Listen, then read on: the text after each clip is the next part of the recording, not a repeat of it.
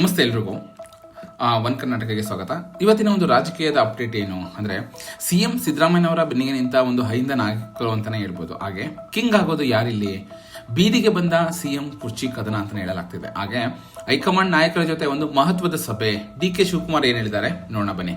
ಓಕೆನಾ. ಸೊ ಒಟ್ಟಾರೆ ಈ ಒಂದು ಕಾಂಗ್ರೆಸ್ ಪಾಳೆಯದಲ್ಲಿ ಈ ಸಿಎಂ ಕುರ್ಚಿ ಕದನ ಬೀದಿಗೆ ಬಂದಿದೆ, ಅಥವಾ ಈ ಕದನ ತೀವ್ರಗೊಂಡಿದೆ ಅಂತಾನೆ ಹೇಳ್ಬೋದು. ಎಸ್, ಇವತ್ತಿನಲ್ಲಿಯೇ ಸಿಎಂ ಸಿದ್ದರಾಮಯ್ಯ ಹಾಗೂ ಡಿ.ಸಿ.ಎಂ ಡಿ.ಕೆ. ಶಿವಕುಮಾರ್ ನಡುವೆ ಒಂದು ಕುರ್ಚಿ ಕಿತ್ತಾಟ ಈಗ ಬೀದಿಗೆ ಬಂದಿದ್ದು. ಇದಕ್ಕೆ ಸಾಕ್ಷಿ ಎನ್ನುವಂತೆ ಇಬ್ರು ಕೂಡ ಒಂದು ನಡುವೆ ಪೋಸ್ಟ್ ವಾರ್ ಕೂಡ ಶುರುವಾಗಿದೆ. ಓಕೆನಾ. ಸೊ ಒಟ್ಟಾರೆ ಇನ್ನು ಸಿಎಂ ಒಂದು ಪಟ್ಟದ ಜಟಾಪಟಿ ಕುರಿತು ಮಲ್ಲಿಕಾರ್ಜುನ್ ಖರ್ಗೆ ಅವರು ಕೂಡ ಮಾಹಿತಿ ನೀಡಿದ್ದಾರೆ. ಸೊ ಆದಷ್ಟು ಬೇಗ ಈ ಒಂದು ಪಕ್ಷದಲ್ಲಿನ ಗೊಂದಲಗಳನ್ನ ಬಗೆಹರಿಸ್ತೀವಿ. ಇನ್ನೆರಡು ದಿನಗಳಲ್ಲಿ ನಡೆಯಲಿರುವ ಈ ಸಭೆಯಲ್ಲಿ ಮುಖ್ಯಮಂತ್ರಿ ಸಿದ್ದರಾಮಯ್ಯ ಹಾಗೂ ಉಪಮುಖ್ಯಮಂತ್ರಿ ಡಿ.ಕೆ. ಶಿವಕುಮಾರ್ ಸೇರಿದಂತೆ ಇನ್ನಿತರ ಮುಖಂಡರು ಕೂಡ ಭಾಗಿಯಾಗ್ತಾರೆ. ಸೊ ನಾವಾದಷ್ಟು ಬೇಗ ಇದನ್ನ ಬಗೆಹರಿಸ್ತೀವಿ ಅಂತ ಕೂಡ ಹೇಳ್ತಾರೆ. ಹಾಗೆ ಹೈಕಮಾಂಡ್ ಕರೆದ್ರೆ ಸಿದ್ದರಾಮಯ್ಯ ಜೊತೆ ದೆಹಲಿಗೆ ಹೋಗ್ತೇನೆ ಅಂತ ಕೂಡ ಡಿ.ಕೆ. ಶಿವಕುಮಾರ್ ಹೇಳಿದ್ದಾರೆ. ಓಕೆನಾ. ಸೊ ಅವರು ಒಂದು ಮಾಧ್ಯಮಗಳ ಒಂದು ಪ್ರಶ್ನೆಗೆ ಪ್ರತಿಕ್ರಿಯಿಸಿ, ಹೈಕಮಾಂಡ್ ನನ್ನನ್ನು ಹಾಗೂ ಮುಖ್ಯಮಂತ್ರಿಗಳನ್ನು ಕರೆದ್ರೆ ನಾವು ಕೂಡ ಮಾತನಾಡಿಕೊಂಡು ದೆಹಲಿಗೆ ಹೋಗ್ತೀವಿ ಅಂತ ಕೂಡ ಹೇಳಿದ್ದಾರೆ. ಹಾಗೆ ಇದುವರೆಗೂ ಯಾರು ನನ್ನನ್ನು ದೆಹಲಿಗೆ ಕರೆದಿಲ್ಲ. ಇಂದಿರಾ ಗಾಂಧಿ ಆರಂಭಿಸಿದ ಅಂಗನವಾಡಿ ಯೋಜನೆ 50 ವರ್ಷದ ಕಾರ್ಯಕ್ರಮವಿದೆ. ಮುಂಬೈನಲ್ಲಿ ನನಗೆ ಖಾಸಗಿ ಕಾರ್ಯಕ್ರಮವಿದ್ದು ಅಲ್ಲಿಗೆ ಹೋಗಿ ಹಿಂದೆ ಅಂದ್ರೆ ಗುರುವಾರ ಮರಳುತ್ತೀನಿ ಅಂತ ಕೂಡ ಅವರು ತಿಳಿಸ್ತಾರೆ. ಹಾಗೆ ಡಿ.ಕೆ. ಶಿವಕುಮಾರ್ ಜೊತೆ ಸತೀಶ್ ಜಾರಕಿಹೊಳಿ ರಾಷ್ಟ್ರೀಯ ಸಭೆ ಕೂಡ ನಡೆಸಿದ್ದಾರೆ.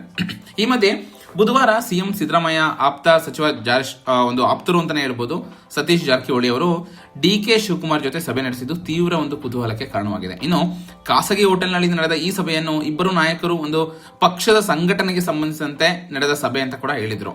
ಈ ಬಗ್ಗೆ ಈ ವೇಳೆ ಜಾರಕಿಹೊಳಿ ಅವರ ಒಂದು ಬೆಂಬಲವನ್ನು ಡಿ.ಕೆ.ಶಿ ಯಾಚಿಸಿದ್ದರು ಅಂತ ಕೂಡ ಅಂದ್ರೆ ಅವ್ರನ್ನ ರಿಕ್ವೆಸ್ಟ್ ಮಾಡಲಾಗಿದೆ ಅಂತ ಹೇಳಲಾಗ್ತಿದೆ. ಹಾಗೆ ಹೈಕಮಾಂಡ್ ಮುಖ್ಯಮಂತ್ರಿ ಹುದ್ದೆ ಕೊಟ್ಟರೆ ನೀವು ಬೆಂಬಲ ನೀಡಬೇಕು, ಇದಕ್ಕೆ ಪ್ರತಿ ಸರ್ಕಾರ ಹಾಗೂ ಪಕ್ಷದಿಂದ ಪ್ರಮುಖ ಹುದ್ದೆ ನೀಡ್ತೇನೆ ಅಂತ ಕೂಡ ಅವರು ಹೇಳ್ತಾರೆ. ಅಂದ್ರೆ ಇದಕ್ಕೆ ಪ್ರತಿಯಾಗಿ, ಓಕೆನಾ.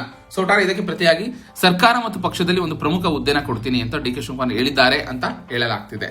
ಆದರೆ ಸತೀಶ್ ನಾವು ಸಿದ್ದರಾಮಯ್ಯನವರನ್ನ ಬಿಡಲು ಆಗುವುದಿಲ್ಲ, ಹೈಕಮಾಂಡ್ ತೀರ್ಮಾನಕ್ಕೆ ನಾವು ಬದ್ಧ ಅಂತ ಕೂಡ ಒಂದು ಪ್ರತಿಕ್ರಿಯಿಸಿದ್ದಾರೆ ಅಂತ ಮೂಲಗಳು ಹೇಳಲಾಗ್ತಿದೆ. ಓಕೆನಾ. ಈ ಒಟ್ಟಾರೆ ಇನ್ನು ಸೋನಿಯಾ ಗಾಂಧಿ ಮಧ್ಯ ಒಂದು ಪ್ರವೇಶ ಅಂತಾನೆ ಹೇಳಲಾಗ್ತಿದೆ. ಹಾಗೆ ಸದ್ಯ ಕಾಂಗ್ರೆಸ್ನಲ್ಲಿ ಮೂಡಿರುವ ಒಂದು ಗೊಂದಲವನ್ನು ನಿವಾರಿಸಲು ಪಕ್ಷದ ವರಿಷ್ಠೆ ಸೋನಿಯಾ ಗಾಂಧಿ ಮಧ್ಯ ಪ್ರವೇಶಿಸುವ ಒಂದು ಸಾಧ್ಯತೆ ಇದೆ ಅಂತ ಹೇಳಲಾಗ್ತಿದೆ. ಹಾಗೆ ಮಲ್ಲಿಕಾರ್ಜುನ್ ಖರ್ಗೆ ಈಗಾಗಲೇ ಈ ವಿಚಾರ ಕುರಿತು ರಾಹುಲ್ ಗಾಂಧಿ, ವೇಣುಗೋಪಾಲ್ ಹಾಗೂ ರಣದೀಪ್ ಸುರ್ಜೇವಾಲಾ ಅವರೊಂದಿಗೆ ಪ್ರಾಥಮಿಕ ಹಂತದ ಚರ್ಚೆ ನಡೆಸಿದ್ದಾರೆ.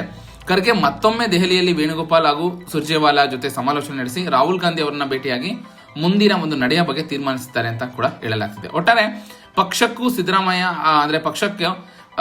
ಹಾಗೂ ಡಿ.ಕೆ. ಶಿವಕುಮಾರ್ ಅವರ ಬಣಕ್ಕೆ ಸಮಸ್ಯೆ ಆಗದ ರೀತಿ ಒಂದು ಸೂತ್ರವನ್ನು ಸಿದ್ಧಪಡಿಸಿ ಶುಕ್ರವಾರ ಅಂದ್ರೆ ನವೆಂಬರ್ 28 ಸೋನಿಯಾ ಗಾಂಧಿ ಅವರಿಗೆ ವಿವರಿಸಿ ಒಪ್ಪಿಗೆ ಪಡೆಯುವ ಸಾಧ್ಯತೆ ಇದೆ ಅಂತ ಹೇಳಲಾಗ್ತಿದೆ. ಹಾಗೆ ಆ ಬಳಿಕ ರಾಜ್ಯದ ಸಿಎಂ ಕುರ್ಚಿ ಕಾದಾಟಕ್ಕೆ ಒಂದು ಪೂರ್ಣ ವಿರಾಮ ಬೀಳುವ ನಿರೀಕ್ಷೆ ಇದೆ. ರಾಹುಲ್ ಗಾಂಧಿ ಈಗಾಗಲೇ ಡಿ.ಕೆ.ಶಿ ಅವರಿಗೆ ಸ್ವಲ್ಪ ಕಾಯಿರಿ, ನಾನು ನಿಮ್ಮನ್ನು ಸಂಪರ್ಕಿಸುತ್ತೇನೆ ಅನ್ನೋ ಸಂದೇಶ ಕೂಡ ರವಾನಿಸಿದ್ದಾರೆ ಅಂತ ಒಂದು ಹೇಳಲಾಗ್ತಿದೆ. ಸೊ ಅದು ಯಾವ ರೀತಿ ಈ ಕರ್ನಾಟಕ ಸರ್ಕಾರ ಹೋಗಿ ಎಲ್ಲಿ ಮುಟ್ಟುತ್ತೆ, ಸಿಎಂ ಕುರ್ಚಿ ಕದನ ಯಾವಾಗ ಮುಗಿಯುತ್ತೆ, ಈ ಮುಂದಿನ ಸಿಎಂ ಯಾರಾಗ್ತಾರೆ ಅನ್ನೋದೇ ಒಂದು ದೊಡ್ಡ ಚಾಲೆಂಜ್ ಆಗ್ತಿದೆ. ಓಕೆನಾ. ಸೊ ಇದ್ರ ನಡುವೆ ಬಿಜೆಪಿ ಹೇಳ್ತಾರೆ ಕರ್ನಾಟಕದಲ್ಲಿ ಯಾವ ರೀತಿ ಒಂದು ಡೆವಲಪ್ಮೆಂಟ್ಸ್ ಇಲ್ಲ, ಸೊ ಕುರ್ಚಿಗೋಸ್ಕರ ಕಿತ್ತಾಡ್ತಿದ್ದಾರೆ, ಫ್ರೀ ಯೋಜನೆಗಳನ್ನ ಕೊಟ್ಟಿದ್ದಾರೆ ಅಂತ ಬಿಜೆಪಿ ಕಾಂಗ್ರೆಸ್ ವಿರುದ್ಧ ವಾಗ್ದಾಳಿ ನಡೆಸ್ತಾನೆ ಇದೆ. ಓಕೆನಾ. ಇದ್ರ ಬಗ್ಗೆ ನಿಮ್ಗೆ ಅನ್ಸುತ್ತೆ ಕಮೆಂಟ್ ಮುಖಾಂತರ ತಿಳಿಸಿ. ಇದೇ ರೀತಿ ಒಂದು ಹೆಚ್ಚಿನ ಅಪ್ಡೇಟ್ಗಾಗಿ ನನ್ನ ಯೂಟ್ಯೂಬ್ ಚಾನಲ್ ಸಬ್ಸ್ಕ್ರೈಬ್ ಮಾಡಿ, ಇದೇ ರೀತಿ ಸಪೋರ್ಟ್ ಮಾಡ್ತಾ ಇರಿ. ಧನ್ಯವಾದಗಳು.